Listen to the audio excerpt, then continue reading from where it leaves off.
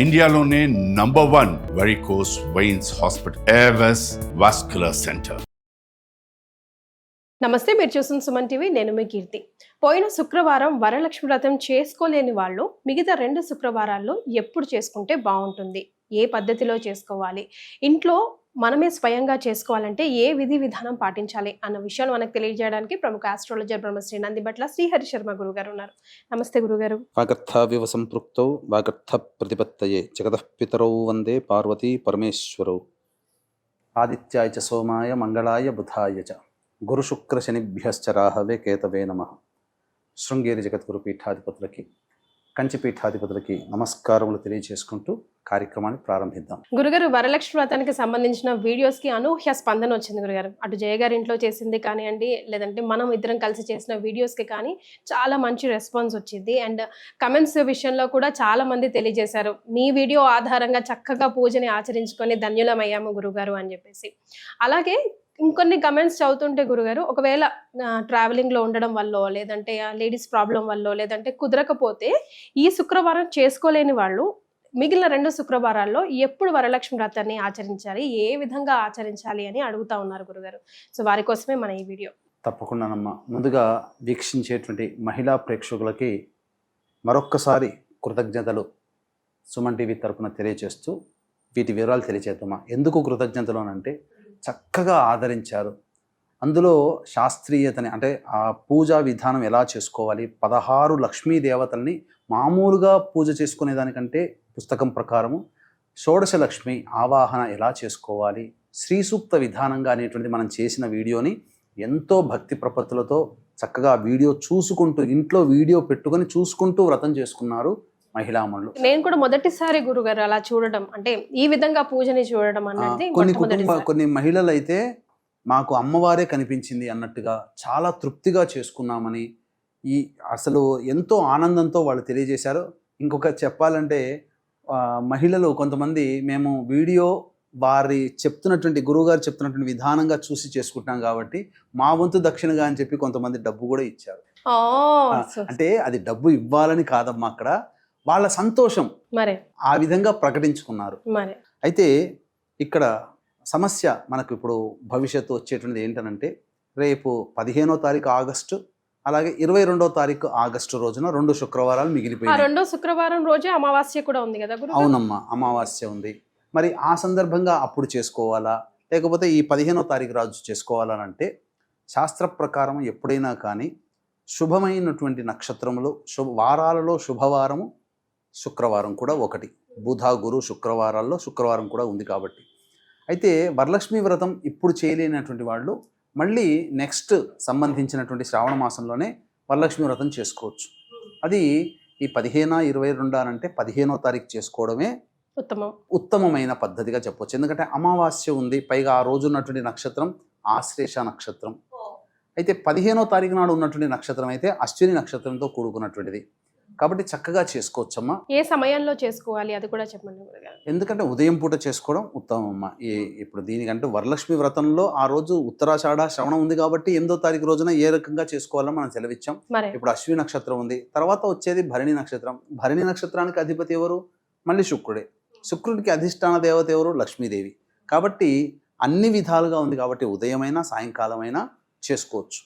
అయితే ప్రధానంగా ఈ అమ్మవారి యొక్క ఆరాధన అనేటువంటిది చేసుకోవడం వల్ల ప్రతి మహిళకి కూడా ధనధాన్యాభివృద్ధి అవుతుంది, భర్త చేసే వృత్తి ఉద్యోగ వ్యాపారాల్లో అభివృద్ధి ఉంటుంది, పిల్లలకి చక్కగా పెళ్ళిళ్ళు కుదురుతాయి, మళ్ళీ అలాగే చక్కగా అనుకూలమైన దాంపత్యం ఉంటుంది. అంతేకాకుండా కొంతమంది కామెంట్స్ రూపంలో ఇంకొక రూపం కూడా అడిగారమ్మా. ఆల్రెడీ మేము 8వ తారీఖు రోజున వరలక్ష్మి వ్రతం చేసుకున్నాం, ఆ అమ్మవారిని చేసుకున్న తర్వాత మా మనస్సులో ఇంకా భక్తి అంటే అమ్మవారి మీద ఇంకా ప్రేమ ఎక్కువైంది, ఈ మిగిలిన 2 వారాలు కూడా ఎందుకు వదిలిపెట్టాలి, ఈ 2 వారాల్లో కూడా చేసుకోవచ్చు. వ్రతం అలా ప్రతి వారం చేసుకోవచ్చా గురుగారు? అయితే మొన్న వరలక్ష్మి వ్రతం చేసుకున్నారు కదా, వైభవలక్ష్మి వ్రతం చేసుకోండి. వరలక్ష్మి వ్రతం కంటే చేసుకోలేని వాళ్ళు ఈ 15 ఆగస్టు రోజున చేసుకోవాలి వరలక్ష్మి వ్రతం. వరలక్ష్మి వ్రతం ఆల్రెడీ చేసుకున్న వాళ్ళు వైభవలక్ష్మి వ్రతం చేసుకోండి, ఇంకొక రూపంలో అమ్మవారిని. చక్కగా వైభవలక్ష్మి వ్రత పుస్తకం దొరుకుతుంది, లేదా గూగుల్లో వెతికిన ఆ పీడిఎఫ్లు దొరుకుతాయి. చక్కగా ఆ విధానంగా చేసుకున్నా కానీ ఎంతో గొప్పదైనటువంటి యోగం కలుగుతుందమ్మా. రుణ బాధలు తొలగిపోతాయి, ఆనందంగా ఉంటారు, అన్ని విధాలుగా సుఖ సంతోషాలతో ఉంటారని చెప్పవచ్చు. గురుగారు శీఘ్రంగా చిన్నగా మాకు వీలైనంతగా ఒకవేళ మేము చేసుకోవాలి అనుకుంటే ఎలా చేసుకోవాలి? అంటే తంతువులు ఏవి విధి విధానంలో ఎటువంటి మార్పులు లేకుండా మా భక్తి శ్రద్ధలతో చేసుకోవాలంటే ఎలా చేసుకోవాలి అంటే ఏం చెప్తారు? చక్కగా మనం అప్పుడు చెప్పినట్టుగా మనం గమనించుకున్నట్లయితే చాలా మందికి తెలియకుండా చేసే మిస్టేక్స్ ఏంటంటే ఆ కల్పం ప్రకారం వెళ్తారు. కల్పంలో ఎక్కడా గణపతి పూజ లేదమ్మా ఇప్పుడు ఇచ్చేటువంటి దాంట్లో. కాబట్టి ఖచ్చితంగా గణపతి పూజ అంటే వినాయక వ్రత కల్పం పెట్టుకొని ఆ వినాయక వ్రత కల్ప ప్రకారం పూజ చేసుకొని ఆ యొక్క సంకల్పం చెప్పుకొని తదనంతరం వైభవలక్ష్మి వ్రతం అంతకుముందు 8వ తారీఖు రోజు చేయలేనటువంటి వాళ్ళు ఈ వరలక్ష్మి వ్రతం అనేటువంటిది చేసుకోవచ్చు. వీక్షించేటువంటి ప్రేక్షకుల గమనిక ఈ 16వ తారీఖు రోజున శ్రీకృష్ణ జన్మాష్టమి సందర్భంగా అత్యంత మహత్యమైనటువంటి రోజు. ఆ రోజు కోటి సూర్యగ్రహణాలతో సమానమైనది శ్రీకృష్ణ జన్మాష్టమి. ఆ రోజున మన పీఠమాధ్వర్యంలో రాత్రి 7 గంటలకి జాతకరీత్యా ఉన్నటువంటి అన్ని రకాల సమస్యల నివారణకి మరియు మేషమిథున కర్కాటక సింహ కన్య వృశ్చిక ధనస్సు కుంభమీన రాశుల్లో జన్మించినటువంటి వారికి సర్వదోష నివారణ పూజల హోమాలు అనేటువంటి జరిపించడం జరుగుతుంది. ఈ కార్యక్రమంలో పాల్గొన్నటువంటి వాళ్ళకి శ్రీకృష్ణుడు ఎంతో ఇష్టంగా ధరించే వైజయంతి మాలని కానుకగా మీకు ఇవ్వడం జరుగుతుందని చెప్పవచ్చు. ఇక ఈ యొక్క వరలక్ష్మి వ్రతము చేసుకోలేని వాళ్ళు ఈ 15వ తారీఖు నాడు చేసుకోవాలి. తదనంతరం వైభవలక్ష్మి వ్రతం కూడా చేసుకోదలిచిన వాళ్ళు ఈ యొక్క వైభవలక్ష్మి వ్రతం చేసుకోవాలి. అయితే ఏది ఏమైనప్పటికీ కూడా షోడశ లక్ష్మీలు అనేటువంటిది ఆవాహన చాలా విశేషమైనటువంటిది కాబట్టి మనం ఆల్రెడీ ఆ వీడియో చేసాం, జయ గారి ఇంట్లో చేశాము. కాబట్టి ఆ వీడియోని మళ్ళీ ఒకసారి ఆశాంతం చూసి మళ్ళీ వైభవలక్ష్మి వ్రతం చేసుకునేటప్పుడు ఆ 16 లక్ష్మీ దేవతని కలశంలో ఆవాహన చేయండి. చాలా మందికి తెలియని తప్పు ఏంటంటే ఆ పుస్తకంలో ఉండదు. ఆవాహన అమ్మవారిని మంత్రయుక్తంగా లేదా శ్లోకయుక్తంగా ఆవాహన చేసినప్పుడు ప్రాణప్రతిష్ఠ ఎలా చేయాలో తెలియదు.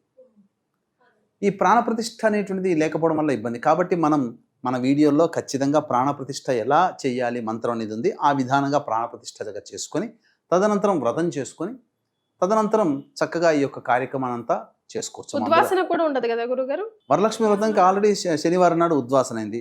శుక్రవారం నాడు చేసుకున్నట్టయితే శుక్రవారం నాడు చేయకూడదు.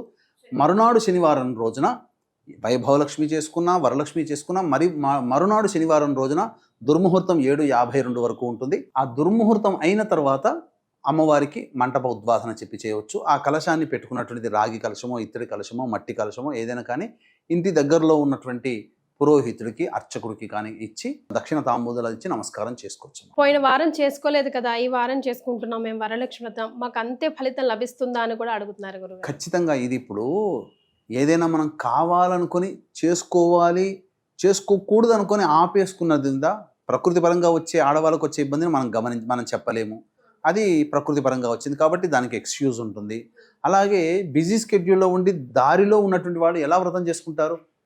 అలాగే కొన్ని కారణాల వల్ల ఇంట్లో వ్రతము నోము అంటే మనస్ఫూర్తిగా ప్రశాంతంగా ఉండి దైవం మీద లగ్నం చేయాలి. ఇంట్లో కొన్ని కుటుంబాల్లో చికాకుల సమస్యలు వస్తుంటాయి. మరి అప్పుడు ఆ విధంగా మనసు పెట్టి చేసుకోలేని వాళ్ళు కూడా ఉంటారు కదా. ఆ సందర్భం ఉన్న వాళ్ళు ఇప్పుడైనా కానీ చక్కగా చేసుకోవచ్చు. చాలా సంతోషం గురుగారు, ధన్యవాదాలు. సర్వం శ్రీ ఉమామహేశ్వర పరబ్రహ్మార్పణమస్తు.